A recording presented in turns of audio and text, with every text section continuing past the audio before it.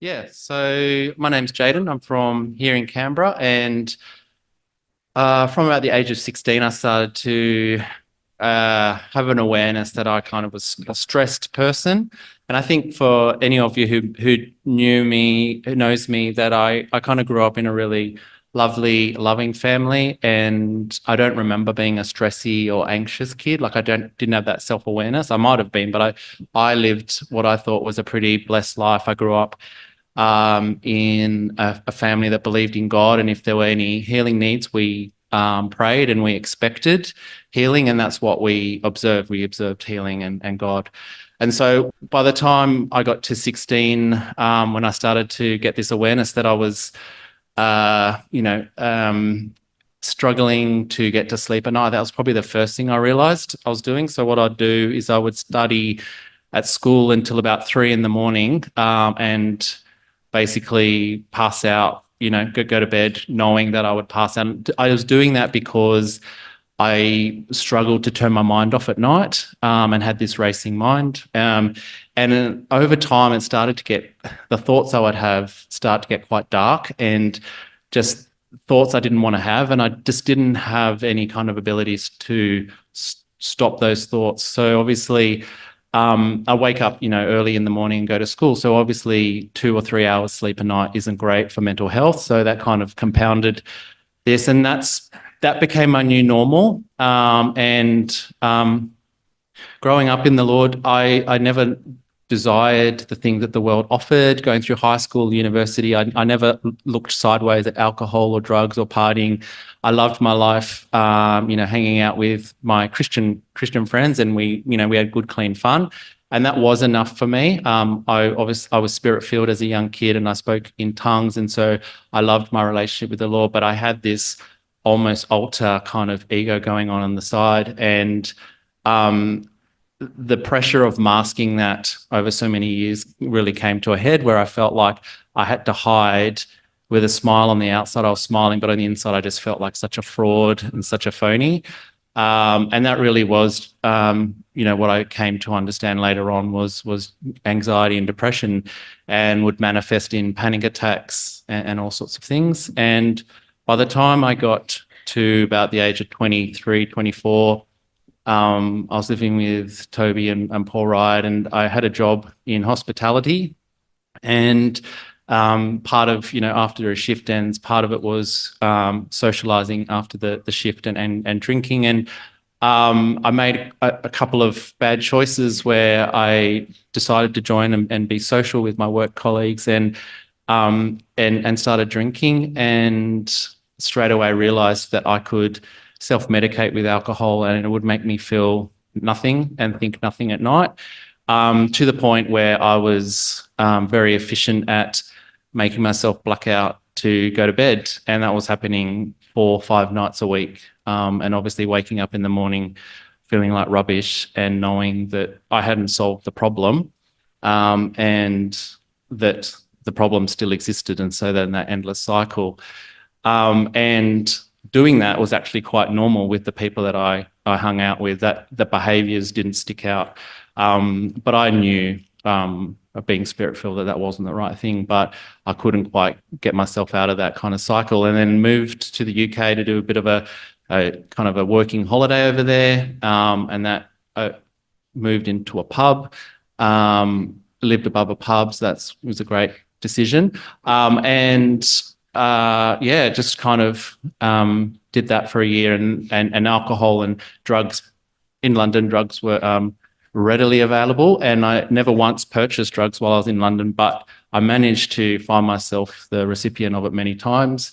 And yeah, that just became the new normal. And then my sister came over to visit me, and a sister in the Lord, they came over at Christmas time to visit me, and we had a lovely holiday. And as they left, just something told me, go back to Australia. And I hadn't planned to go back. It was going back early, but I just had this conviction, and I came back to Australia. And this whole time, like I've got mental health issues. I got the anxiety, maybe depression. I could kind of get myself through them, but they might be 2 days of just not being able to get out of bed, completely normal. And came back to Australia and was catching up with my good, church friends, and knew that I wanted to come back, but I kind of had forgotten what to do, what that looked like, what do I do to do that. And I just kind of decided I'm just going to do the things I know. I'm going to attend meetings, even though I'm still dealing with stuff. I'm going to, do all the things. And it was kind of an obedience, a desire to be obedient, and not be too hard on myself on getting it right or getting it wrong. Just going, I'm just going to, and do that. And so I eventually, I started fellowshipping on a regular basis. And what I would find though, I would try to stop drinking, but I'd walk past a pub and just the smell, it would just trigger, and I couldn't. There was this looking sideways a lot that I never had growing up, but I just still had this kind of part of me that kept looking sideways at all those things.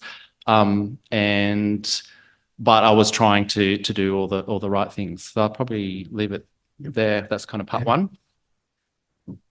So I guess what we're talking about is an anxiety disorder that eventually gets to the point where there's this inward process going on, fear, worry, and then there's outward process going on that you try and hide from people. And you try and hide a panic attack because you don't want anyone to see you have them. And so you end up with this process where even within your own brain, you're trying to live these two things at the same time. And there's treatments we can use, and alcohol actually is a treatment. Not a very good treatment, but it is something you can use. But it causes more trouble than it's worth, because when you actually first drink, you actually do get a bit of a boost of GABA released by the brain, which is one of the feel-good hormones. But very quickly, as it gets processed, it turns into a depressant, especially making yourself more depressed at the same time you're trying to fix it. So there's better choices, but let's move forward to what happened in another country. Yep. So a couple months. So that was in January of 2010. I was doing all the right things, but just had this, and probably still the guilt and the shame. So all through my life, I kind of had that guilt and shame, and I wouldn't talk about it. I kept it in, and that was probably the big difference before coming back to Australia in 2010, is that I just didn't know how to talk about it. I didn't have the language. I didn't really understand what was going on. And I was seeing a GP, and they had offered me medication, and I knew it wasn't the right thing for me at the time. But that's very specific to my circumstance. So in about April, myself, Paul Ryan, another fellow, Ben Tolk, went on a hike in Nepal. So we flew to Nepal. And we were doing the Annapurna circuit, which is a popular walk. It's about a month, and the goal is to get to one of the peaks there, and that is 5,500 meters above sea level, and it's roughly equivalent, I think, to Everest Base Camp 1. I think there's 4 base camps for Everest, but it's the first kind of base camp. So pretty high, and it takes you about 3 weeks to walk up to that point, and then about a week to walk back down the mountain. And so went on this walk not really knowing what was going to happen, and walked up and getting closer and closer to the top. And then on the penultimate day, what they do is they kind of walk you up to 5,000 meters. You spend a couple of hours climatizing, and then you go back down to 4,500 meters for dinner. You sleep, ready for the final climb. And so we did that. Felt really good. That night they said, please try and eat as much as you can. Have a big dinner. When you're that high, you actually lose your appetite. Well, that's what they said. You're going to lose your appetite, so push through. You'll feel full, but keep eating. And I don't think I did that very well. I think I just kind of ate as much as I could, and kind of that was it. And then that night, I was just Paul and I were settling down for the night, and just kind of said to him, I said, "Oh, Paul, I just want to apologize or ask for your forgiveness. Just you've really invested in me a lot, and the last couple of years I've just really not been a great brother, and I have let you down." And I don't think at that time, I don't think he particularly thought I needed to do that, or it was just no worries, brother. And I think that really started this kind of whole thing in motion, where the next day we got up at 4 a.m. in the morning, and we had to climb the 1,000 meters up, and it was going to take us about 4 hours to do that. So you start early to avoid the bad weather. And we did that, and we started walking. I felt good. And we're walking, had our tea break, And then we set off for that last bit, and pretty much straight after the tea break, I just felt really sick and unwell, and started to just feel like I couldn't walk, and was walking, and I felt like 1,000 kilos of concrete. I was just shuffling my feet, so it is like a trek and trail. So the road is rough and not like a paved footpath. So you're kind of walking, and I was just kind of shuffling, and I couldn't move my arms, and I couldn't look up. I was just looking down, and I just felt like a big blob of concrete kind of trying to make its way up. And I was talking to the Sherpas, and they gave me some tablets. I don't know what they were or whatever. And they're like, well, there's only really one way out at this point, and that's kind of just to complete it. The only other option is if you get helicoptered out, and that's really not, they don't just push that trigger quickly. And so I was trying to push through, and I was able to make some progress. So I think they were just trying to see how far I could get. And we got to almost to the top of the hill, and I just knew I couldn't go any further. So I sat down on a rock, and I had been holding the group up as well, because you walk in a group of 20 or whatever, and they had been having to wait for me. So I just felt bad and rubbish, and sat down on the rock and just thought, oh, I don't know what I was thinking at the time, but I just knew this was it. I'll have to get helicoptered out or whatever. But I sat down. Paul Wright came over to me, and he must have wanted to pray for me. So he came over, and he laid his hands on me. And as soon as his hand touched me on the shoulder, I was instantly healed.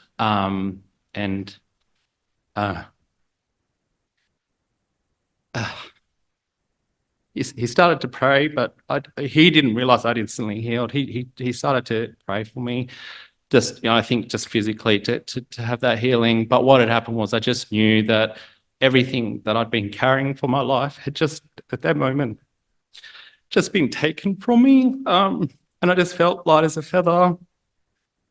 And I actually got up and ran to the top of the hill. And I think people were a bit confused, and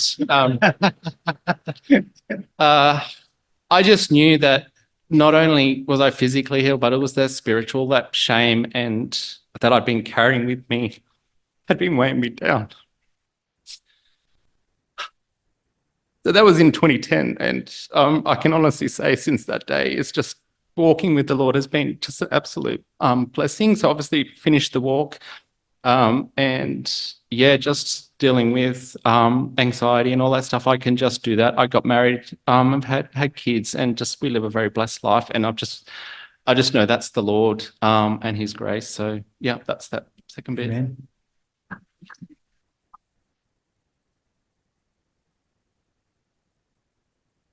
So I spoke to Jaden earlier this week, and he told me that story and went through how he was feeling as he was climbing the mountain, and described it, I've got a bit of altitude sickness. And I don't have very much to do with altitude sickness. Adelaide doesn't really have any high mountains, so nothing much goes on there. And I went on the internet, had a bit of a look, and looking at what he's describing is actually severe altitude sickness. So at that point, what's happened is over here on the right, as you get higher, there's still the same 21% of oxygen in the air, but there's less actual molecules of oxygen because the pressure is then being clumped together. So as the pressure decreases, the amount of molecules you can see sort of on the top of the picture there, they're further apart. So when you breathe in, less of those actual molecules go in for you to capture and use. And when you get to severe altitude sickness, you've also got edema in the lungs, so you get extra fluid around. So even the oxygen you're trying to get in there is actually not able to get past. So at that point, you're done. So you certainly don't run to the top of the mountain at that point. So you see that from an altitude sickness point of view, that makes no sense.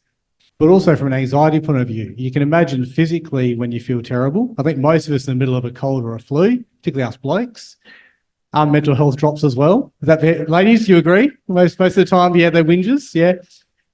So that's what happens. So your mental health is going to be at the worst at that point. And to have that miraculously change really shows what the Lord's done. But there's a couple of other things I wanted to bring out about this particular testimony is still doing things that he knew didn't align with his beliefs or what we would have people do, and dragging yourself back into this hall. And that's something that I think a lot of us can learn from, of not giving up on ourselves and not giving up on what God can do for us just because of something we're struggling with. And I think that's something you can learn from listening to this sort of story about, okay, yeah, it didn't just instantly disappear. We've heard stories today about things that did instantly disappear. We've heard stories that have taken 4 or 5 years. This story took longer than that.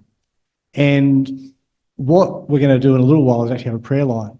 And a lot of us have had things that we've been dealing with for many years. I know for our family, we had a child who spent, better part of 14 years, plus even include when Lisa was pregnant with him, attempting to die on a fairly regular basis and having a pretty good shot at it. And he was completely healed a few years ago from his prayer. And in the middle of things, sometimes you can't actually find your pathway out or how to keep going. But these stories are an example for all of us about how to actually hang in there.